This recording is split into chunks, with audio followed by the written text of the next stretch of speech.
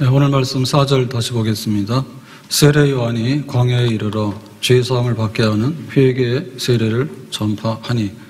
세례 요한은 유대 광야에 나가서 이제 그리스도가 메시아가 오신다 이렇게 외치면서 회개해라, 죄사함을 받아라. 그리고 이제 회개하는 자들에게는 물로 세례를 베푸는 이런 일을 했습니다. 한마디로 예수님이 오시는 길을 잘 준비했고요. 그래서 많은 사람들이 예수님을 영접할 수 있도록 앞에 길을 열었습니다. 세례 요한은 이런 일을 하다가 이제 예수님이 이제 세례받으러 나오시죠. 그리고 또 예수님이 이제 공생애를 본격적으로 시작을 하시게 될 때 헤롯의 불법한 결혼을 책망합니다. 네가 이런 결혼 불법하다라고 하니까 헤롯이 그 세례 요한의 목을 치거든요. 그래서 이제 참수형으로 순교를 당해요. 그래서 세례 요한의 생애는 그야말로 그 예수님의 오시는 길을 준비하다가 예수님이 오셔서 본격적으로 공생애를 시작하시니까 이제는 내가 다 했다 해가지고는 순교함으로 사라지는, 그 신랑이 이제 결혼하게 되면 들러리들이 앞에 오잖아요. 신랑이 이렇게 올 때 그러면 들러리가 잘 인도하다가 본이 이제 시기 이제 한참 진행이 되면 사실은 들러리는 존재감 없이 사라지는 것이 마땅하죠.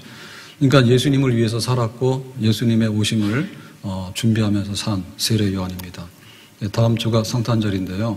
성탄절을 맞이할 준비가 되어 있는지, 예수님의 탄생을 기쁨으로 맞이할 수 있는지, 그리고 예수님이 가신 그 길을 우리도 갈 수 있는지, 예수님이 감당하신 사명들을 우리도 감당할 수 있는지, 또 주님께서 핏값으로 세운 교회를 우리가 섬길 수 있는지, 예수님의 빛과 예수님의 향기와 예수님의 발자취를 우리가 세상에 드러낼 수 있는지, 성탄절을 맞이하면서 우리가 신앙이 새로워지고 성탄의 계절에 우리 영혼이 새로워지는 그런 은총이 있기를 예수님의 이름으로 축복합니다.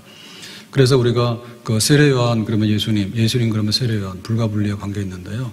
또 바울 그러면 예수님 그러면 바울이 또 불가분리의 관계에 있어요. 그래서 바울이 뭐 성경도 기록했다. 그다음 바울은 전도도 많이 했다. 또 바울은 말씀도 잘 전했다. 또 바울은 교회도 많이 세웠다. 뭐 온갖 얘기를 다 할 수 있습니다. 근데 그 앞에 나타난 결과 우리가 잘 알고 있는 그 바울의 업적을 정말 속을 들여다보면 또 바울의 또 다른 면들이 보여져요. 그래서 그걸 우리가 봐야 되지 않을까. 사도행전 20장 33절에 보면 이렇게 되어 있습니다. 내가 아무의 은이나 금이나 의복을 탐하지 아니하였고, 이거는 이제 그 에베소 장로님들에게 설교할 때 한 마지막 설교 내용입니다. 바울이 3차 선교를 하면서 에베소에서 많은 부흥을 일으켰어요. 그리고 두란노 사원에서 제자들을 양육하고 이런 일을 했는데, 이제 바울이 떠나면서 그 장로님들을 향해서 자기의 생활을 다시 한번 일깨워주는 거예요. 내가 에베소에서 얼마나 많은 능력이 나타났고 얼마나 많은 말씀들을 또 가르쳤고 제자들이 얼마나 많은가, 그런 얘기가 아니라 내가 에베소에서 어떻게 내가 생활했는가를 다시 한번 일깨워주는 겁니다. 그러니까 은이나 금이나 의복이라고 하는 얘기는 그냥 돈을 위해서 혹은 내가 이익을 위해서나 혹은 또 이렇게 사치하고 대접받기 위해서 그렇게 하지 않았다. 그래서 실제로 바울은 어마어마한 그런 에베소의 사역의 그런 결과를 얻었지만 그 천막 만드는 노동자로서 생활을 했습니다. 천막 노동자로서 이 에베소 사역의 그 모든 걸 했어요. 그래서 이제 낮에는 일하면 밤에는 또 복음을 전하고요. 또 낮에도 이제 더워가지고 낮잠 자는 시간이 있거든요. 그러면 낮잠 자는 시간에 낮잠 안 자고 사람들 모아다가 가르치고, 그러니까 지금으로 말하면 1인 2역 내지 3역을 한 거예요. 2잡, 3잡을 막 뛴 거예요. 그래서 그게 굉장히 많이 일을 했는데, 거기 보면 전부 다 자기가 받을 대접이 있잖아요. 혹은 자기 권리 있잖아요. 성교비 줘라, 내가 할게. 나는 지금 쉬어야 되는 시간이니까 쉬어야 돼. 이렇게 안 했다 이거죠. 쉴 때 쉬지 못하고 먹을 때 먹지 못하고, 그리고 선교비가 없으니까 자기가 노동을 해가지고 또 선교비를 충당을 하고, 그런 가운데 내가 살았다라고 하는 것이 지금 바울이 다시 한번 일깨워주는 거예요. 우리가 이런 걸 알아야 돼요. 예수님께서 이 땅에 오셨대. 오셨는데 어떻게 된대? 라고 할 때 그 속에 들어있는 의미를 우리가 다시 한번 생각을 해야 되겠다. 디모데후서 4장 13절을 보니까 네가 올 때 내가 들어와 가부의 집에 둔 겉옷을 가지고 와라 그랬거든요. 그 바울이 마지막에 순교하기 전에 로마 감옥에 있었는데요. 로마 감옥에서 마지막 겨울을 지내요. 마지막 겨울 지내면서 겨울이 춥고 하니까 뭔가 필요해야 되겠다. 그게 이제 겉옷입니다. 겉옷 추우니까. 근데 이게 지금 드로아에 있다는 얘기는 드로아는 지금 터키에 있는 그 항구죠, 그죠? 거기서 이제 로마까지 올 때 디모데에게 그 옷 좀 가져오라 그런 얘기입니다. 그 옷은 어디냐면 가부의 집에 둔 겉옷.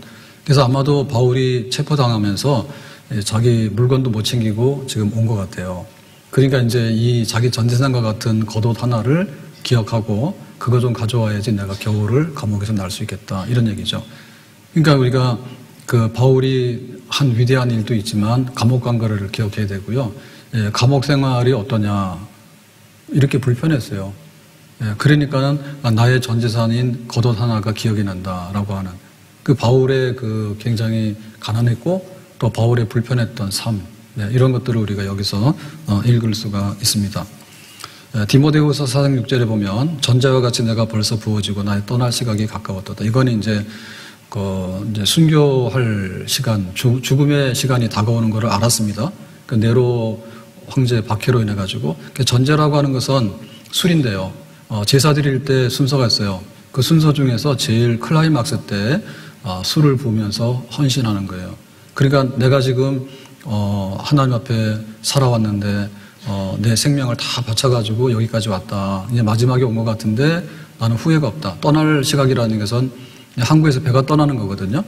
그러니까 이제 지금까지 살아온 거에 대해서 내가 이렇게 감옥에서 쓸쓸하게 또 내가 억울하게 죽어야 되는가라고 하는 그런 어떤 마음이 하나도 없는 거죠.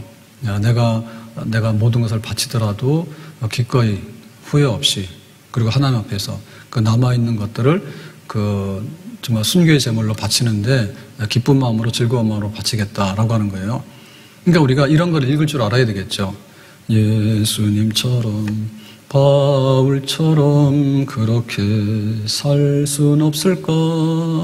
예수님처럼 바울처럼 그렇게 살 순 없을까? 바울이 뭐 전도 많이 하고 또 이렇게 선교 많이 하고 또 굉장히 능력이 있었다고. 근데 어떻게 했느냐고. 그냥 감옥도 가고 자기의 목숨도 내놓고 때로는 겉옷 한 불이 생각이 나서 편지해가지고 가져오라 하기도 하고 또 어려우니까는 하루하루 그 노동해가지고 천막 만드는 노동을 해가지고 선교비를 벌기도 하고 그거를 우리가 알고 바울을 알아야 되겠죠. 우리가 예수님 탄생 기뻐한다 하죠. 근데 생각해보면 그렇죠. 예수님의 탄생지가 어딥니까? 마국간입니다. 그럼 너의 탄생지가 어디냐라고 얘기할 때 우리는 마국간이면 숨기고 싶어 해요. 안 태어나요. 적어도 내가 병원에서 태어나지 마국간에서 태어나고 싶지는 않거든요. 근데 예수님의 출생지는 마국간이에요. 그럼 예수님이 생애를 마칠 때는 어디냐면 십자가예요. 십자가는 로마 시대 때 제일 악한 죄인에게 가하는 최고로 고통스러운 형벌입니다. 우리가 죽더라도 어디서 죽어요? 집에서 편하게 죽어요. 복이라 하잖아요. 적어도 남들에게 보살핌을 받으면서 죽어야 되잖아요. 가족들에게. 근데 예수님은 십자가에서 못 박아 죽이라고 아우성 차가지고요. 아무도 죄가 없는데 십자가에서 죽는 자리를 택했어요.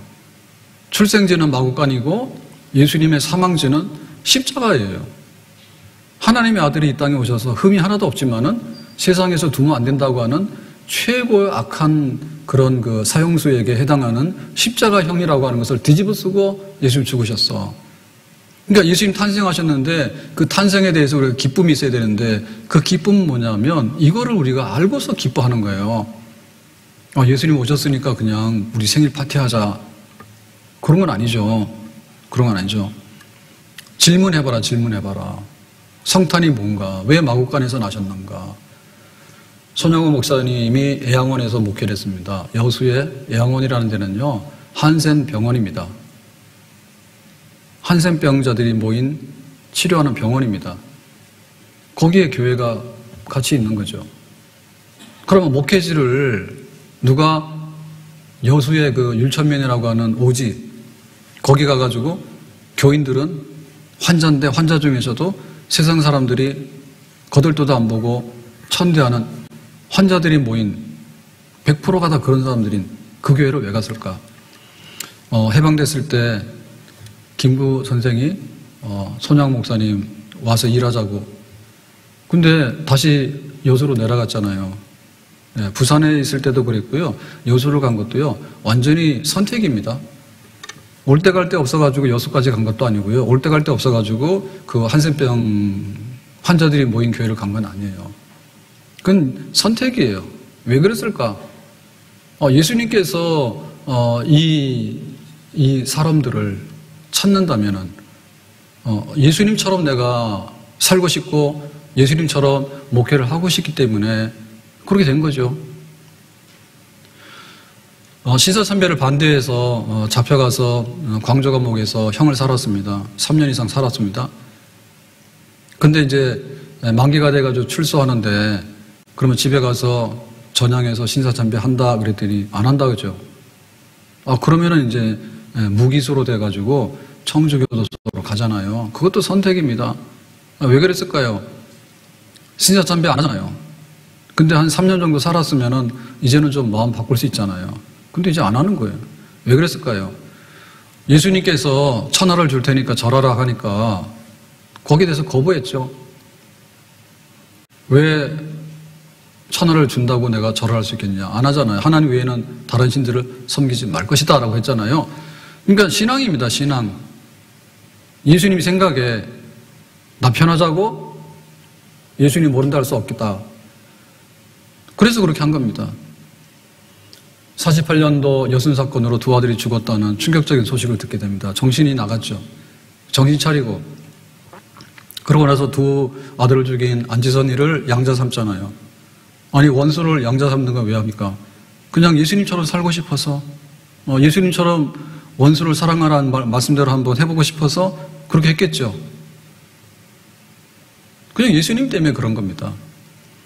그리고 6.25 때 이제 피난길에 올랐다가 다시 애양원으로 돌아가서 그 양떼를 버리지 못한다고 상하지 못한 환자들을 버리고 나 혼자 피할 수 없다고 잠깐 피하고 오더라도 큰 문제 안 될 것 같아요. 근데 굳이 교회 지키고 성도들 곁에 있겠다 해가지고 총살령으로 순교를 당하잖아요. 왜 떠나지 않고 다시 교회로 돌아왔을까? 교회 지키려고, 양들을 지키려고. 왜 그랬을까? 그냥 예수님 생각해서 그런 거예요. 예수님 생각해서 그런 거예요. 예수님처럼 바울처럼 그렇게 살 순 없을까? 예수님처럼 바울처럼 그렇게 살 순 없을까? 그렇게 살아보는 거예요. 그렇게 살아보는 거예요. 예수님이 여우도 굴이 있고 참새도 새끼들 보금자리가 있으나 인자는 머리 둘 곳이 없다 했잖아요. 출생지는 마구간이고 살아가는 데는 머리 둘 곳이 없어서 집이 없어서 그렇고는 순회 복음 전하다가 나중에는 죽을 자리가 없어가지고 십자가형에서 죽임을 당하시는 그 예수님을 생각하면서 그 예수님의 오심에 대해서 우리가 그러니까 기뻐하고 우리가 영접하고 맞이하는 거죠. 히브리서 11장에 보면 하늘에 구름같이 많은 믿음의 사람들, 증인들이 있다. 하늘에 빛나는 믿음의 스타들이 있다라고 했는데 그 중에는 이름 없는 사람들이 대부분이거든요. 히브리서 11장 36절부터 어떤 이들은 실제로 예수 믿고 살았던 그리스도인, 희롱과 채찍질 뿐 아니라 결박과 옥에 갇히는 시험도 받았으며 돌로 치는 것과 톱으로 켜는 것과 시험과 칼에 죽는 것을 당하고 죽는 방법도 여러 가지입니다.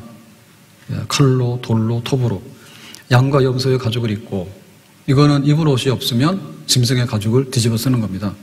제일 가난의 상징이에요. 유리했던 얘기는 뭐냐면 떠돌이 생활인데 정착을 못하니까 피해 다니면서 유리방랑하는 그런 생활, 궁핍과 환난과 학대를 받았으니 그러니까 이제 푸대접과 함께 박해를 받아서 사람들로부터 많은 피해를 입어가지고 이런 사람은 세상이 감당치 못하도다.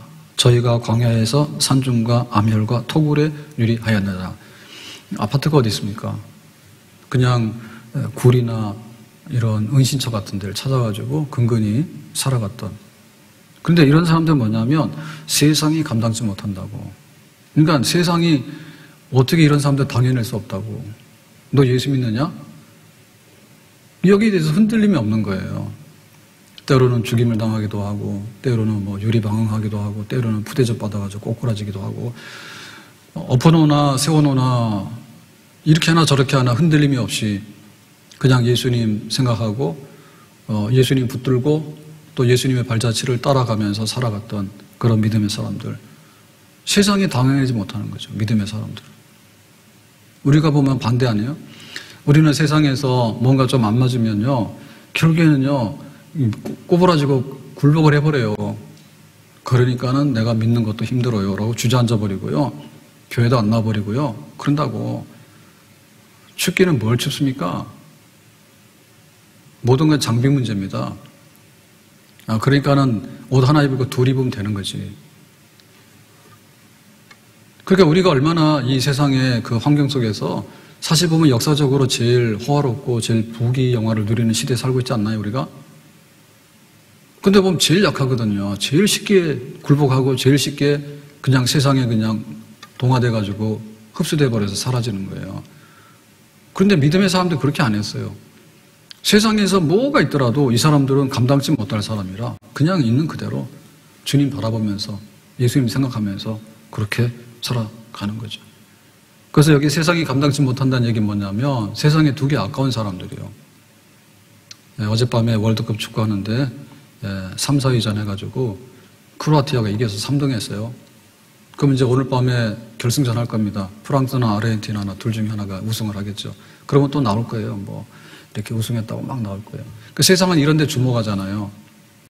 그러면 성탄절 앞두고 예수님께서 뭐 어디 월드컵 했는데 누가 1등 했더라. 그거 예수님께서 그렇게 자랑하고 관심 표명하겠어요? 그러니까 우리가 세상에 줄 세우는 방법이 있고 예수님께서 줄 세우는 방법이 있는데 주님께서 세우는 줄이에요. 주님께서 세우는 줄이야. 그러니까는 이 세상에 두기 너무 아까운 거예요. 이런 사람 칭찬하는 거예요. 예수님 때문에 네 집 뺏겼느냐? 예수님 때문에 실직을 당했느냐? 예수님 때문에 감옥을 갔느냐? 심지어 예수님 때문에 생명도 잃고 목숨도 내놨느냐? 참 세상에 두기 아깝네. 빨리 와라 내 품 안으로. 하나님께서 그런 사람들 줄 세워가지고 하나님의 영광의 보좌 앞에 들여보내는 거죠. 성탄이 다음 주인데요. 예수님을 생각나게 하는 사람들, 성탄이면은 생각나는 사람들, 이런 사람들이 많이 있어요. 있는데 우리나라에도 초창기에 복음을 전하기 위해서 온 선교사들 그런 발자취를 보면 예수님께서 하나님의 영광의 보좌를 버리고 이 땅에 인간으로 오신 거. 그런데 정말 이 땅에 찾아와서 예수님처럼 또 예수님의 발자취를 남기면서 살아갔던 그런 사람들이 있는 거죠. 초기에 그 선교사들을 보면요, 스스로 가난했어요. 잘 사는 데서 가난하게 내려앉았어요.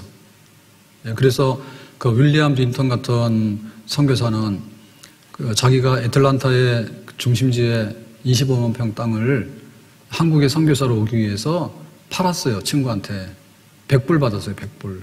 그거 가지고 태평양 건너서 한국에 오는 이 여비예요. 여비. 스스로 가난해진 거죠. 그 다음에 이 땅에 찾아왔을 때 그 어둠의 땅입니다. 그래서 제물포에 내려가지고 제물포 내리는 것도 말이 그러죠. 태평양을 건너와서 일본의 시모노세키인가요? 거기서부터 해서 이 제물포까지 오는데 얼마나 불편합니까? 비행기 타고 딱 내리는 것도 아니고.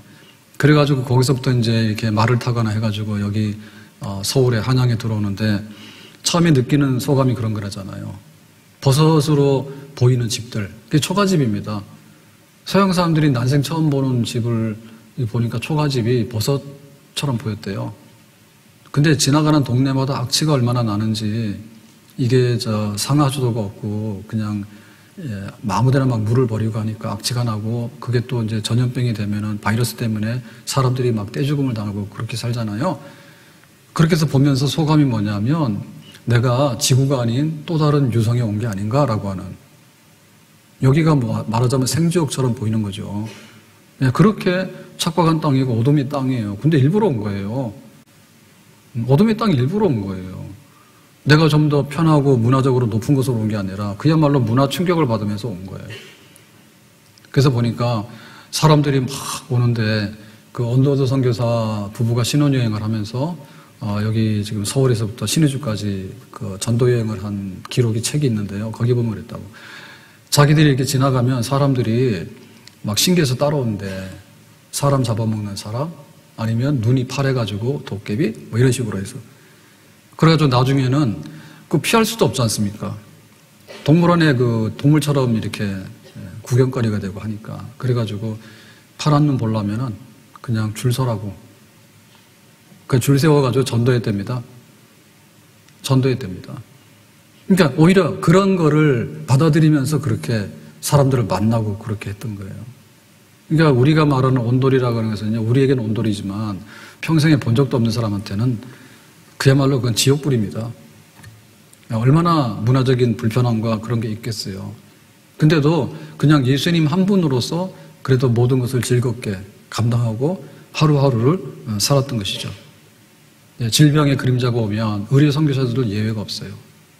와가지고는 꿈도 펼치지 못하고 이렇게 막 죽어나가기도 하고 의료 선교사들, 의사들도요. 그리고 또 얼마나 가족들이 또 많은 해를 받고 그랬는지 몰라요. 그래서 항상 죽음과 질병의 그림자가 우글우글하는 그런 가운데서도 이제 예수님처럼 살고 싶은 그리고 주님의 소식을 전하고 싶은 예수님의 탄생을 좀 전하고 싶은 예수님의 부활을 전하고 싶은 그런 마음으로 이 땅에서 살아갔던 거죠. 또한 그 생활의 구석구석이요 얼마나 많은 장벽과 그런 말도 안 되는 장애물들이 많은지 모릅니다. 사무엘 무어라고 하는 선교사는 곤단골 교회를 개척을 했는데요. 이분이 굉장히 서민적이거든요. 그래서 막 나가서 노방전도를 막 하고 하니까 그 왕실이나 귀족들이 아니라 그래가지고 사람들이 모였는데 어느 날 이게 사건이 난 거예요. 여기에 찾아온 사람 중에 백정이 온 거예요. 그래가지고는 이 왕실에 막 이렇게 가까이 있는 양반들이 있는데 어떻게 조선사회에서 백정하고 한 자리에 앉을 수가 있냐고 아무리 교회지만은 그래가지고 교회에서 이제 문제가 일어나가지고요 나가버립니다 이 사람들이. 그러면 우리 같으면 그러잖아요. 아 권세 있고 돈 많고 양반 집안 사람들은 계시고 백정은 미안하지만 저 오지 마라 할 거 아니에요. 근데 그렇게 안 했거든요. 사람 똑같은데 뭐 니들이 나가거나 말거나. 그래서 이제 이 백정이 교회 와서 자리 잡으면서 그때 이제 나중에 이제 승동교회 그 나간 사람들도 회개하고 합쳐져가지고 승동교회가 되면서 그 승동교회 초대 장로를 뽑을 때 그 백정이 초대 장로가 된다니까. 놀라운 일이죠.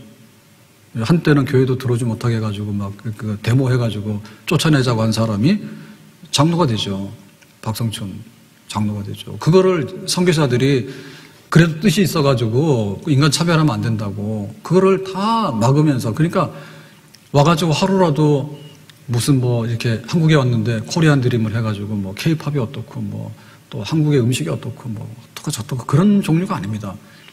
정말 이 땅에 악습과 폐습들이 얼마나 많은지 모르죠. 학교를 안 보내잖아요. 더군다나 여자들은 교육을 안 시키잖아요. 그래가지고 이화학당을 열었는데 학생 모집이 안 돼가지고요 막 광고를 합니다. 기숙사비도 안 내고 할 테니까 다 오라고 하라 해가지고 그렇게 해가지고 막 교육에 씨를 뿌리고 그러면서 이제 그 예수님의 소식을 전하고 예수님의 발자취를 하나하나 남긴 거예요. 남긴 거예요. 삶을 불태우고 나중에는 목숨을 바치고 오직 예수님의 향기, 예수님의 생명, 예수님의 복음을 드러내기 위해서 주님의 마음을 본받는 자 그 마음의 평강이 찾아오면 험악한 세월을 이길 힘이 하늘로부터 임함이로다. 주님의 마음 본받아 살면서 그 거룩하심 나도 이루리. 주님의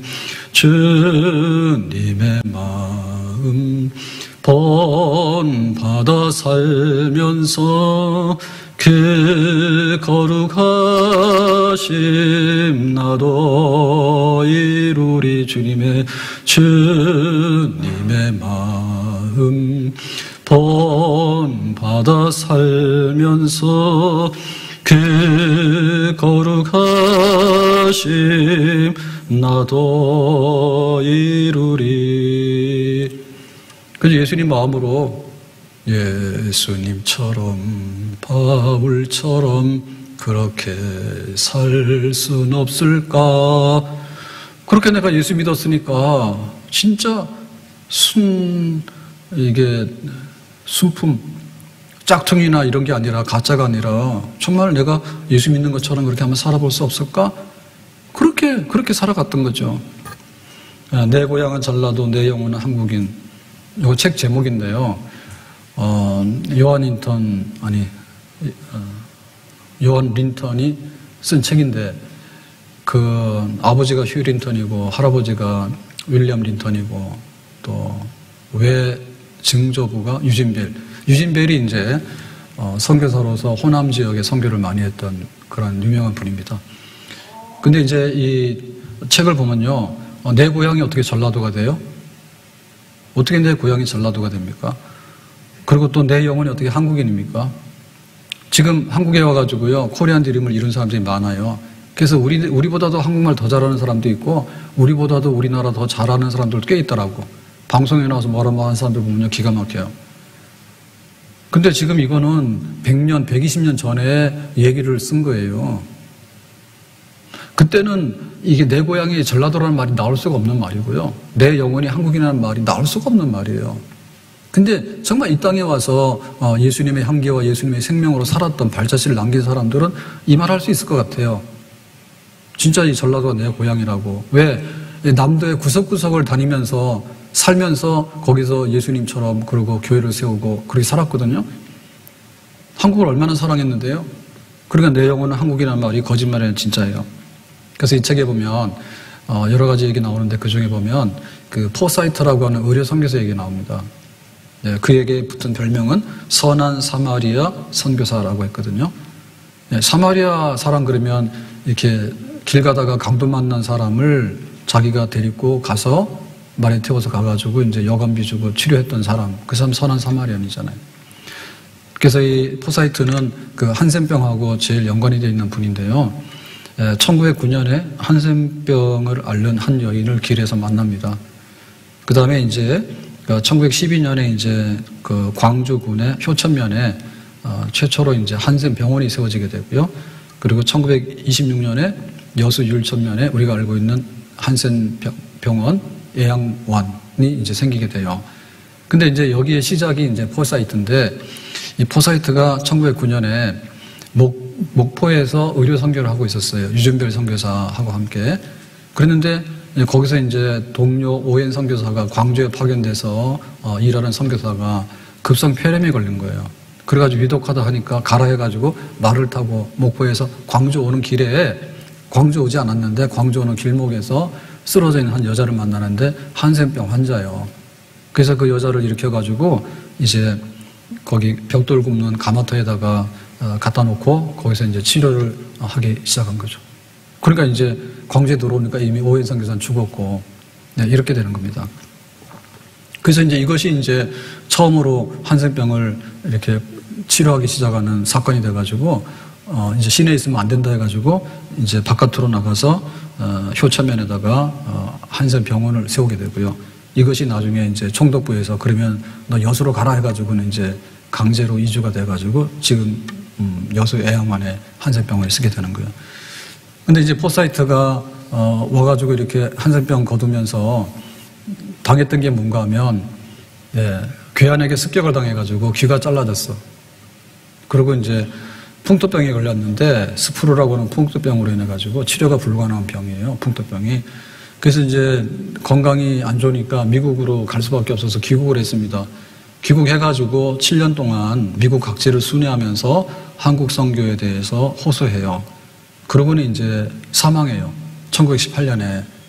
그래서 한센병 여자 처음에 만나서 이렇게 세운 게 1909년인데 병 걸려서 미국 가서 7년 동안 있다가 1918년에 사망하는데 그때 나이가 45세예요. 그래서 그 호소했던 글이 있는데요. 이렇게 돼 있습니다. 한국에서 가장 싼 것은 한국인이다. 어느 누구도 영혼이나 육체에 대해 신경 쓰지 않는다. 여러분 그리스도인이요. 이들이 벌거벗은 채로 앉아서 무감각적으로 죽어가는 것을 아무도 돌보지 않다니 시간이 없습니다. 앞으로 나갑시다. 해가지고 7년 동안 미국 자기가 병들어 있으면서도 선교 호소하다가 이제 죽게 됩니다. 그래서 이 소식을 들은 동료 선교사들이 포사이트 추모 결의문을 채택을 하게 됐는데요. 그 결의문이 이런 내용이에요. 그는 하나님을 위해 자신을 불태웠다. 불태운 거 맞죠? 왜 의사가 돼가지고 한국에 왜 오면 한국 중에서도 목포는 왜 갑니까? 목포에서 광주 말 타고 가다가 거기 길에 쓰러진 여자를 왜 돌봐가지고는 한센병을 치료해가지고 습격받아서 귀까지 잘라지게 되고 풍토병을 얻게 돼가지고 미국 가서 조용히 쉬어야 되는데 또 열심히 선교 활동하다가 죽었으니까 불태웠죠.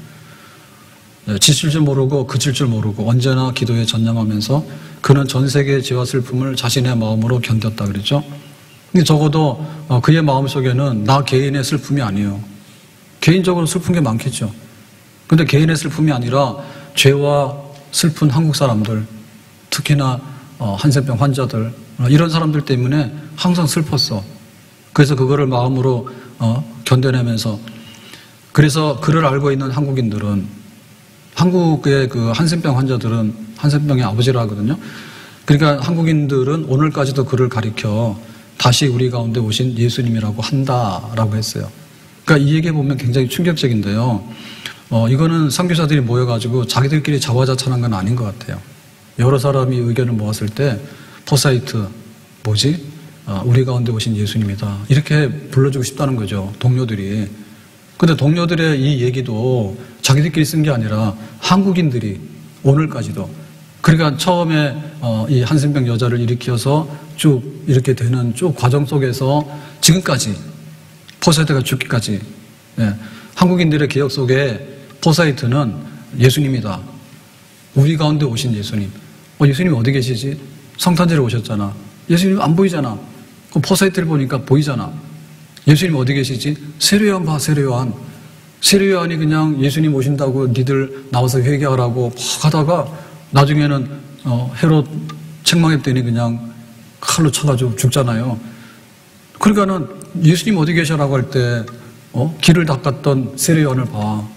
여기 봐. 포사이트를 봐. 다시 오신 예수님이다. 우리 사이에. 그렇게. 그러나 이 얘기는 우리가 사실은 하기도 어렵고 듣기도 어려운 얘기예요. 듣기도 어려운 얘기예요. 손양호 목사님이 그 애양원에 가서 목회하면서 제일 애로사항이 뭐였는가 하면 그 한센병하고 자기하고 다르다는 거예요. 한센병 환자들은 당신은 정상이라는 것 때문에 더 이상 가까이 오질 않아요. 근데 손 목사님은 거기까지 갔지만은 도대체 그 장벽을 깰 수가 없었어요. 그래서 기도하기를 그랬겠잖아요. 나도 한센병 걸리게 해주세요 라고 기도를 했대잖아. 보통 사람 거기 안 가잖아요. 그런데 나도 한센병 걸리게 해주세요. 그러면서 이제 막 손과 발이 짓물러서 떨어져 나가고 그런 환자들을 상처를 손으로 만지기도 하고 그 고름을 입으로 닦아내기도 하고 그렇게 되잖아요. 그러니까 이제 그렇게 얻은 거죠. 그런 정말 사랑으로 목회했다고 그런 거 얻은 거죠. 그래서 우리가 이런 얘기에 대해서 이런 얘기는 들어본 적이 없다고 하면 안 되는 거고요. 이런 얘기는 나하고는 별개라고 하면 안 되는 거예요. 이것이 진짜 그리스도를 예수님을 맞이했고 예수님을 기쁨으로 섬겼던 믿음의 사람들이 살았던 실제 생활인 거예요. 바울이 얼마나 위대한 데가 아니라 바울은 오단벌에 자기가 오늘 하루를 어떻게 견딜까를 생각했던, 그리고 오늘 내가 노동해가지고 어떻게 밥을 먹으면서 이 선교를 계속했고 그것이 바울이란 말이에요. 이 선교사들이 와서 했던 것은 그냥 이렇게 막 코리안 드림도 아니고 낭만도 아닙니다. 무슨 극한의 체험도 아니고 모험도 아닙니다. 그냥 해야 될 길을 묵묵히 예수님 생각하면서 따라갔던 그런 삶이었어요. 이것이 우리의 하나의 소망이 되어야 되겠죠. 예수님처럼 바울처럼 그렇게 살 순 없을까 생각 한 번도 해본 적 없거든요. 항상 내 문제, 내 주변의 그 환경에 얽매여가지고 지금 어디로 가고 있는지를 모를 정도로 다시 우리 가운데 오신 예수님, 너 보니까 예수님이 생각이 나네 라고 해야 되는데 널 보니까 정말로 교회를 가기 싫어해버리네 이렇게 돼버리면 안 되잖아요. 윌리엄 린턴의 얘기 중에 보면 자기의 25만 평을 100불로 바꿔가지고 한국 오는 경비로 썼다는 얘기 있잖아요. 이거 자손들이 보면 진짜 통분할 일이죠. 예? 지금 이 애틀란타 중심부에 이 돈이면 얼만데요. 근데 얼마나 터무니없이 21살에 조지아 공대를 수석으로 졸업해가지고 미래가 아주 보장되는 젊은이가 오늘날 한국을 간다든지 그냥 가기나 가지 그거를 갖다가 땅을 다 팔아가지고는 겨우 여기 오는 차비를 마련해가지고 온다고 하니까 말이 되는 겁니까? 근데 말 되는 거잖아요. 그렇게 살았잖아요.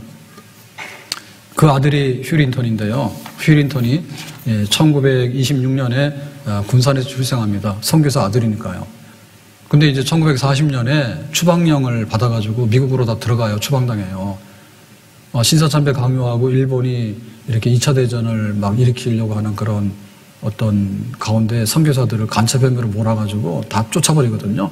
그래가지고 이제 선교 중단하고 미국 갔다가 1950년에 6.25 전쟁이 터지잖아요. 그래서 이미 그때는 결혼을 해가지고 자녀, 부인, 처자식이 있었는데 그 소식을 듣고는 이제 그 6.25에 해군 장교로서 자원 입대합니다. 그래가지고 인천 상륙작전에 들어오게 되고 이제 1953년에 전역을 하게 돼요. 그래서 미국으로 돌아가는데 1954년에 처자식 데리고 아예 선교사로 와버려요. 자기가 태어난 한국에서 추방당한 한국에서 그런데 다시 전쟁까지 끝났는데 아예 아주 그냥 식구들 다 데리고 선교사로 와버려요. 그래서 그 정착한 데가 여수, 순천, 광양, 벌교, 그 전라남도 중에서도 제일 오지 지역, 거기 가서 이제 그 선교를 하게 되는 겁니다. 54년에. 그래서 지금 여기 휴 린턴의 그 선교를 보면 한마디로 그 남도의 아주 오지와 또 섬에다가 교회 설립한 게 우리가 600개라고 알고 있잖아요. 600여 개의 교회를 세웠다잖아요. 그거를 한마디로 보여주는 자료가 있는데 그게 이제 사진입니다. 사진을 한번 보겠습니다. 사진을 보면요. 검정 고무신하고 지입차가 있고 그 다음에 여기 빠진 게 이제 풀빵입니다.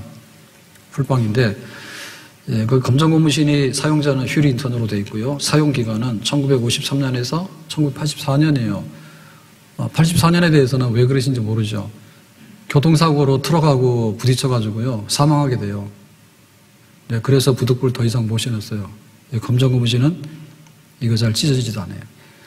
그래서 한국에 와가지고 한국 사람으로 살면서 주로 이제 다닐 때는 이 고무신을 신고 다녔대요. 고무신 입고 다녔대요. 그리고 배고프면 길거리에서 풀빵 사 먹고, 그 다음에 이제 이동수단은 이게 집차인데 트럭이 와서 부딪혀가지고 사망됐는데요. 이거 때문에 이제 아들이 인유한이 의사잖아요. 그래서 이게 응급 의료 체계가 안 됐다 해가지고 앰뷸런스가 나오게 됩니다. 그래서 한국형 앰뷸런스가 요 아버지 교통사고 사망 사건으로 인해 가지고 이게 만들어지게 되고 보급이 돼서 지금 쓰고 있다 하더라고. 그래서 여기 집차인데 이거는 그 당시에 이런 게 있냐라는데 있죠. 그 애양원에 가면은 지금은 이제 거기가 병원이었는데 옛날에는 지금은 그 박물관처럼 이렇게 공개되고 이렇게 유지하고 있잖아요. 그래서 가보면은 그 당시에 선교 때문에 이렇게 보내준 장비들이 많이 남았어요. 최첨단, 우리나라에 없는 것들이 거기에 그 당시에 막 들어왔습니다. 수술방도 있는데, 수술방도 가보면은, 옛날에 전기가 없잖아요. 전기가 없으면은 수술할 수가 없잖아요, 실내에서. 그러니까 이렇게 개방형으로 해가지고 천정을 햇볕이 투과하도록 했어요. 그래가지고는 이렇게 수술대가 시간에 따라서 이렇게 움직이죠. 이렇게 아침에는 이렇게 놓고 또 오후에는 이렇게 놓고 해가지고 천연 채광으로 해가지고 시야 확보해가지고 수술하고 그렇게 했다 하더라고. 설명이 돼 있더라고.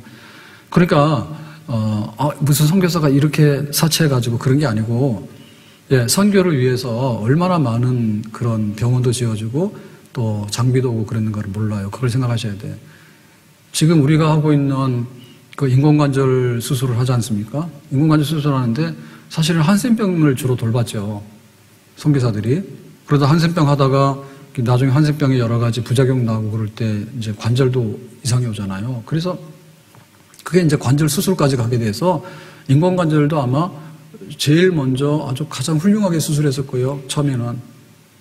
지금은 다 병원에서 너무너무 잘하지만은. 그러니까 그 선교지에 와 있는 그 물건들을 보면서 우리가 그렇게 생각해야 됩니다. 그렇게 생각해야 됩니다. 그래서 이 집차를 이동해가지고 이동을 하는 거죠. 이걸 통해서. 안 그러면 길이 없는데 어디로 갑니까? 지금 길이 있어도 못 가요. 네, 비포장되거나 험한 데는 들어갈 수가 없어요. 그러니까 이렇게 해서 다니면서 복음전환을 쓴 거예요. 그러니까는 곳곳마다 교회를 설립해서 한 600개를 세웠다 하잖아요. 섬에도 많이 세웠는데 섬에는 배 타고 다니면서. 배 타고 다니면 죽을 일도 많죠? 위험해서. 그렇게 살았던 거예요. 때문에, 예수님 때문에 그렇게 살았던 거예요. 한번 해보려고. 평생에. 그래서 오늘 우리는 그런 마음을 가져야 되겠습니다. 내가 예수 믿고 사는데 성탄절이 오는구나. 좋죠. 성탄절 오는지도 모르는 사람이 있어요. 성탄절 오는데, 그러면 성탄절 오는데 예수님하고 나하고 좀 닮아야 될 거 아닙니까? 예수님하고 나하고 좀 닮아야 될 거 아닙니까? 근데 보면 우리 속에 있는 마음이 너무나 예수님하고 멀어져 있거나 하면 누가 잘못된 겁니까? 예수님이 잘못된 게 아니라 우리가 잘못됐겠죠. 우리 앞에 살아갔던 예수님의 향기를 드러내고 예수님의 생명을 드러내고 정말 예수님의 발자취를 남겼던 분들을 보면 우리가 그거를 따라가야 되잖아요. 그럼 우리도 딱 보면 알잖아요. 내 마음속의 소원이 뭔지, 지금 내가 가고자 하는 발걸음의 목적지가 뭔지, 지금 내가 살아가는 방식이 어떤지를 보시면 알잖아요. 그렇게 살았는가를 보면, 우리의 앞서 있는 모델들을 보면서 그렇게 살고 싶어도 사실 우리가 못하는 게 태반이라고. 그런데 그런 생각도 없는 거예요. 그런 생각도 없는 거예요. 그러니까 예수님 오셔도 예수님 오시는 게 아니에요.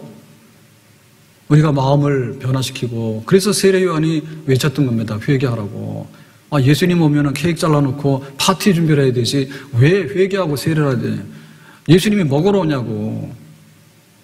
그러니까 너희들의 마음을 평탄하게 해서 마음을 고치라고. 그거를 본받아서 살아갔던 사람들 때문에 이 땅에 그리스도의 발자취와 함께 교회가 지금 이렇게 서 있게 되는 거예요. 개인이 서 있는 게 아니에요. 이것 때문에 교회인 거예요. 이것 때문에 그리스도인인 거예요. 이것 때문에. 그러니까 우리가 이 예수 믿는 거하고 우리 교회의 원형들을 우리가 기억을 해야 돼요.